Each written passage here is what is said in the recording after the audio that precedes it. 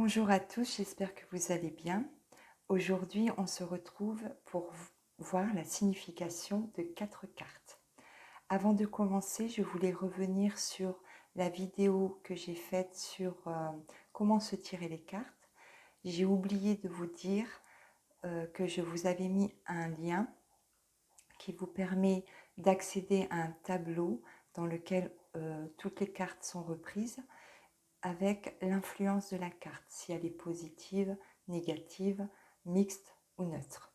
Voilà, on passe à la signification. Alors ça, c'est la carte des chiffres. Ça, c'est la carte du hasard, de l'imprévu, quelque chose que l'on n'attendait plus. C'est l'inattendu. Les cartes voisines préciseront dans quel domaine. Au niveau affectif, on peut parler d'une rencontre qui nous tombe dessus, à laquelle on ne s'attendait pas. Au niveau professionnel, on va parler d'une proposition, d'une opportunité, d'une chance à saisir. Au niveau de la personnalité, on va parler d'une personne chanceuse, lunatique, instable, quelqu'un qui a tendance à s'appuyer sur les autres. On va passer à la suivante, l'araignée. Donc l'araignée, c'est une carte à double sens. Alors, à l'endroit, avec la lune en haut, on peut parler qu'on prépare un projet, on tisse des liens. On parle d'attachement. On dit aussi qu'il faut rester positive. Tout problème a une solution. Si elle est à l'envers, on va parler de pleurs, de chagrin, de tristesse. On peut parler aussi d'une dépendance à quelqu'un ou à quelque chose. On va parler aussi de contraintes, d'obligations. Au niveau affectif, on va parler d'une relation en dents de scie. Il y a des hauts, il y a des bas. On va parler aussi de possessivité, d'exclusivité. En négative, on va parler d'une relation dans laquelle on étouffe, on s'isole un peu des autres. Au niveau du travail, à l'endroit, on dit que vous êtes sur la bonne voie. À l'envers, on peut être déçu par rapport aux efforts qu'on fournit.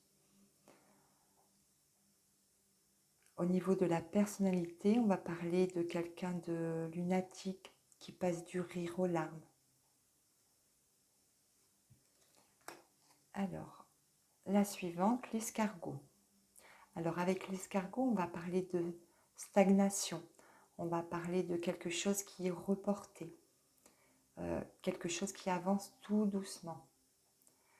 Au niveau affectif, pour les célibataires, on va parler de quelqu'un qui vient vers vous, mais qui prend son temps.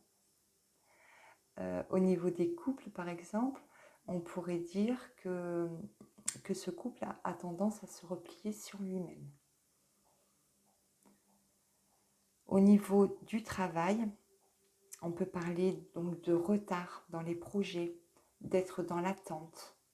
Au niveau de la personnalité, on va parler d'un tempérament mou, lent, à prendre des décisions. C'est un caractère un peu renfermé. La carte du voyage, du bateau, pardon. C'est la mot-clé, je vais y arriver. Donc on va parler de voyage, de déplacement. On se dirige vers quelque chose. On peut parler aussi d'un déménagement. On peut parler aussi d'un voyage intérieur pour aller au fond de soi, pour trouver ce qui nous correspond vraiment. C'est aussi prendre ses distances par rapport à une situation. Au niveau affectif, on peut parler d'un voyage en amoureux